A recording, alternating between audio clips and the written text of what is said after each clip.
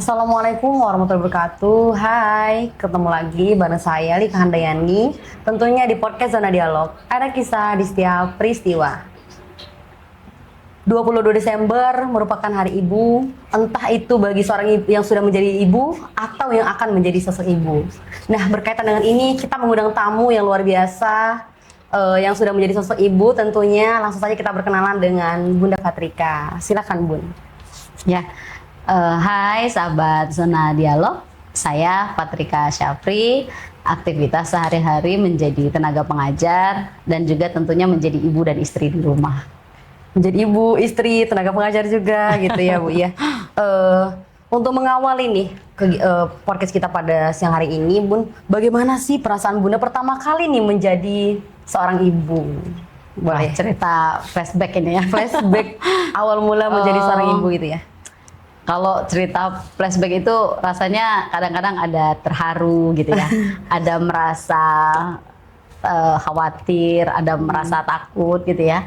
Karena saat menjadi ibu gitu di anak pertama itu saya dengan suami itu merantau gitu, sangat jauh lumayan dari keluarga, dan melahirkan itu hanya ditemanin suami gitu ya. Bayangin ngelahirin pertama gitu sendiri tanpa ada, biasanya kan ditemenin ibu gitu ya, keluarga yang lain. Gitu ya, keluarga yang lain. Tapi dengan kondisi itu saya harus kuat, harus menguatkan diri juga bahwa inilah tempat kamu untuk berjuang gitu saat itu. Jadi menguatkan diri gitu. Dan dengan kondisi pada saat itu apa ya? Kata orang saat melahirkan pertama kali gitu ya, saraf-saraf itu kan diputuskan gitu ya, diputuskan dengan beribu yang putus sambungannya begitu. Gitu. Dan sakitnya itu luar biasa. Tapi saya merasakan saat itu karena saya harus kuat dan menguatkan diri gitu ya. Sakit itu bisa dihilang gitu. Bisa tidak terlalu terasa gitu. Jadi mau melahirkan anak pertama itu kira-kira saya membutuhkan waktu 3 jam. 3 jam ya. Setelah itu lahir. Pada saat lahir itu ya tentunya suami pertama kali menjadi ayah ya. Dan saya tentunya pertama kali menjadi ibu. Ketika melihat anak begitu, itu rasanya saya itu seperti aneh. Iya. Aneh gitu. Aneh gitu ya. Iya, betul. Betul-betul aneh gitu. Wah, saya udah jadi ibu gitu.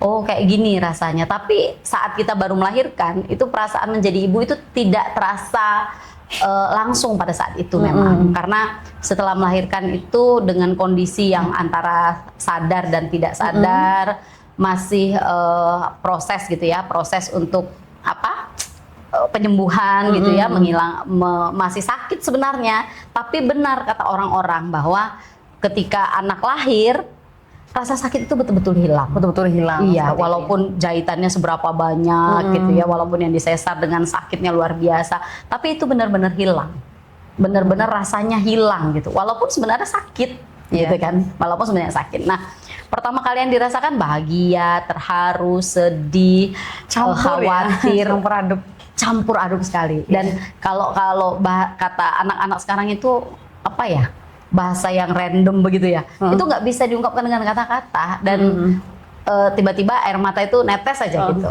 dengan tetesan air mata begitu, saking terharunya begitu.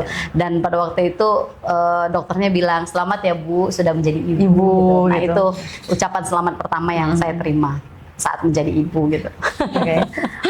Tapi juga terkait kelahiran ini ya, itu sebenarnya banyak yang menjadi ketakutan nih Bun, bagi perempuan-perempuan. Bahkan itu juga menjadi alasan buat mereka, aku takut menikah karena akan melahirkan itu dan sakit itu, seperti itu.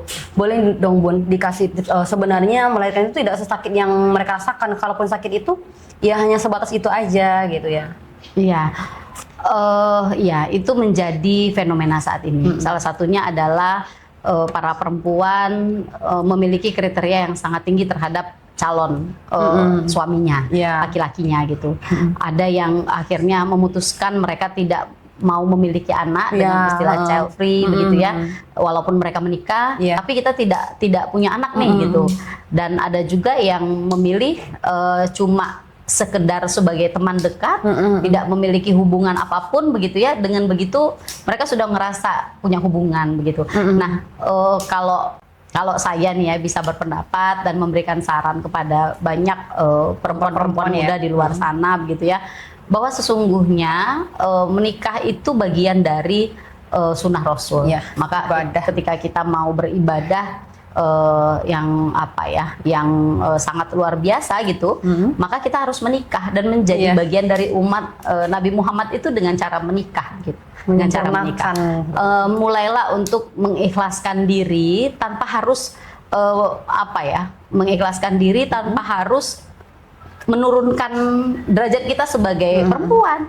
Jika kita selama ini memang beraktivitas yang mengikuti organisasi, aktif di luar dan sebagainya, ketika menikah itu tetap dilakukan, gitu, agar kita tidak menjadi hilang, ruh dan jiwa kita tetap berada pada diri kita, gitu.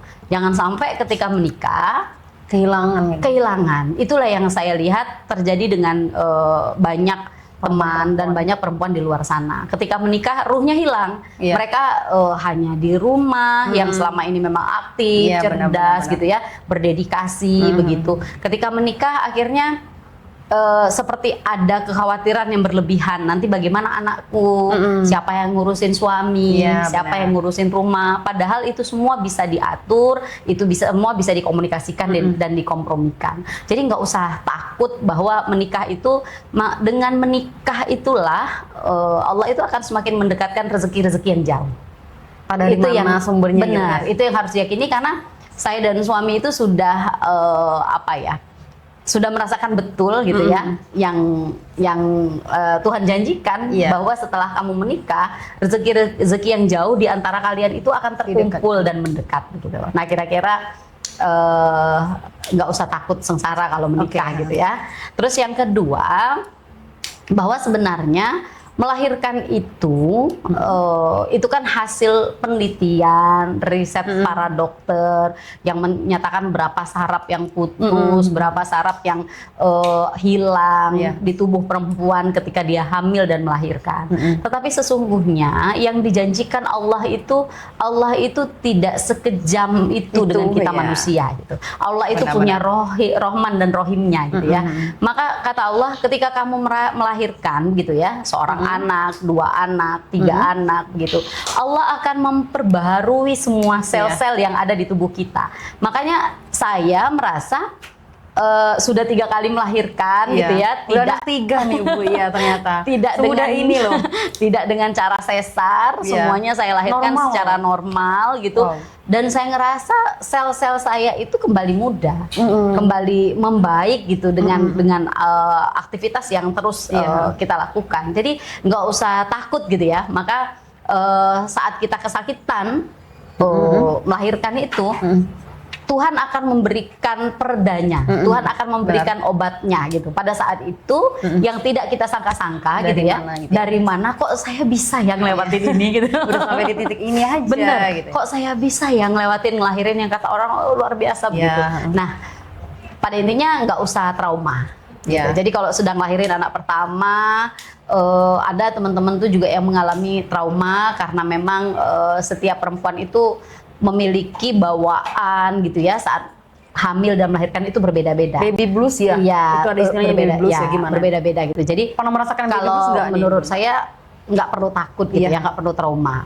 Kalau baby blues itu saya kira ini adalah hal yang berbeda lagi gitu. Karena baby blues itu perempuan yang ngerasa setelah melahirkan begitu dirinya itu tidak sendiri dicintai gitu, merasa tidak dicintai begitu, sayangi suami lagi karena memang lingkungan itu hanya memperhatikan bayi yang lahir, termasuk misalnya suami itu hanya memperhatikan anak yang lahir gitu, sedangkan istrinya itu terabaikan, diabaikan gitu, padahal harusnya dia yang mendapatkan perhatian lebih, kasih sayang lebih begitu ya, mendapatkan terapi lebih gitu setelah melahirkan itu. Nah, sehingga perasaan-perasaan yang membuat dia akhirnya tidak menyukai dan tidak mencintai anaknya gitu, itu muncul dalam dirinya. Ih, karena kamu nih aku gini nih, karena kamu, akhirnya begitu yang muncul gitu ya. Dan saya berharap kita jangan sampai menjadi perempuan-perempuan yang begitu. Maka kita harus menjaga betul kesehatan mental kita sebagai perempuan, karena kalau ibu itu sehat maka ibu itu akan menjadi hebat, terus berdampak juga ke anak-anak, seperti itu. Benar, kalau pokoknya kuncinya ibu itu sehat aja, gitu, maka hebat gitu keluarganya. Terkait perempuan kuat yang hebat ini ya, artinya ada dukungan nih dari suami. Kalau dari suami Bunda Patrika sendiri gimana nih dukungannya ke Bunda sendiri? Full support banget nih ya. Maksudnya terkait aktivitas di luar sana ataupun dalam penjagaan anak gimana nih?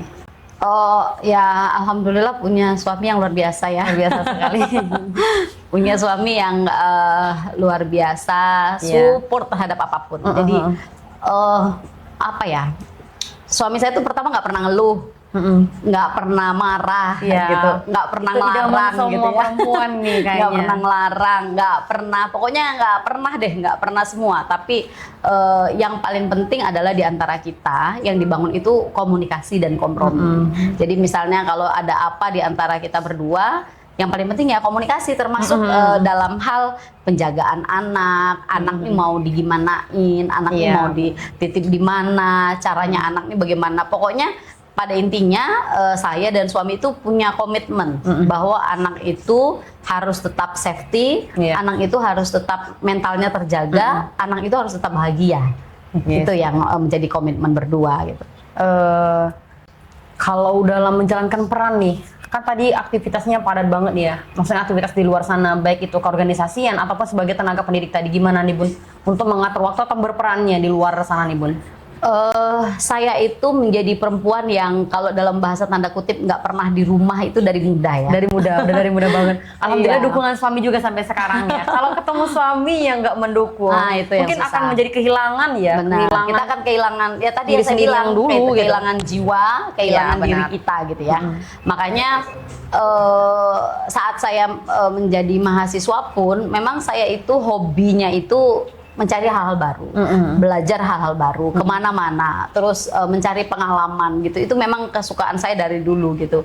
Dan suami ini juga tidak jauh-jauh dari apa yang saya lakukan. Dia memang juga seorang yang aktif gitu ya, yang aktif. Makanya saat saya menikah gitu, saya pernah sampaikan kepada suami. Saya bilang nanti kalau seandainya menikah, aku nggak mau loh di rumah aja. Gitu. Aku nggak mau loh. Itu udah kesepakatan di awal ya? Iya, aku nggak mau loh cuma disuruh ngurusin anak. Aku nggak mau loh. Ya dia jawab, loh siapa yang suruh di rumah gitu? Siapa yang suruh ngurusin anak gitu kan? Wah berarti ini dukung nih gitu ya. Ada dukungan yang sangat luar biasa nih gitu kan. Nah karena dari awal dia sudah begitu, dan malah kalau sayanya yang diem aja, itu dia yang ayo nggak ada kegiatan gitu, malah kayak gitu ya. Loh, dipertanyakan kegiatan gitu ya. Ya memang karena dukungannya itu sudah, kalau ada lebih dari 100% itu udah lebih ke sana itu Mbak Lika. Karena memang kami punya komitmen bahwa anak-anak itu dia akan melihat apa yang dikerjakan oleh ibu dan ayahnya. Benar. Ayah dan ibu itu menjadi sentral contoh sikap, contoh perilaku yang akan dia lakukan, bagaimana dia menghadapi hidup, bagaimana dia menguatkan mental mereka, itu semua ada dari ayah dan ibunya, bukan orang lain gitu. Jadi makanya kami berkomitmen ayah dan ibu itu harus menunjukkan aktivitas apa adanya kepada anak-anak. Jadi anak-anak itu harus melihat bahwa yang dilakukan ayah ibunya itu ini loh nak, gitu. Cara melakukannya begini.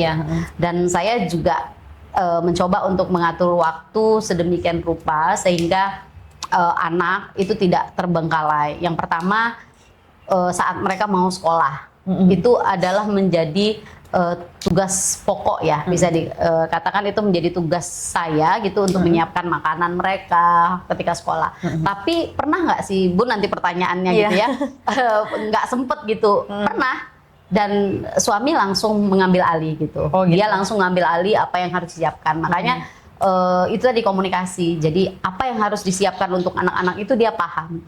Ini tempat makannya si Ayu misalnya, ini tempat makannya si Koko. Itu dia udah paham karena dia sudah dikomunikasikan dari awal gitu. Sudah menjadi kebiasaan juga ya. Iya, sudah menjadi kebiasaan. Nah, karena komitmen itu, jadi waktu waktu yang dibagi itu bisa dilaksanakan secara maksimal gitu. Walaupun kegiatannya itu sampai malam, jika perlu ada yang keluar kota gitu ya. Dan alhamdulillah suami juga membersamai setiap aktivitas gitu. Oke, berkaitan tentang perempuan nih ya. Sebenarnya tugasnya perempuan itu bukan hanya berperan di dalam rumah seperti itu ya. Seperti yang Bunda terapkan itu, bahwasanya perempuan itu juga beraktivitas di luar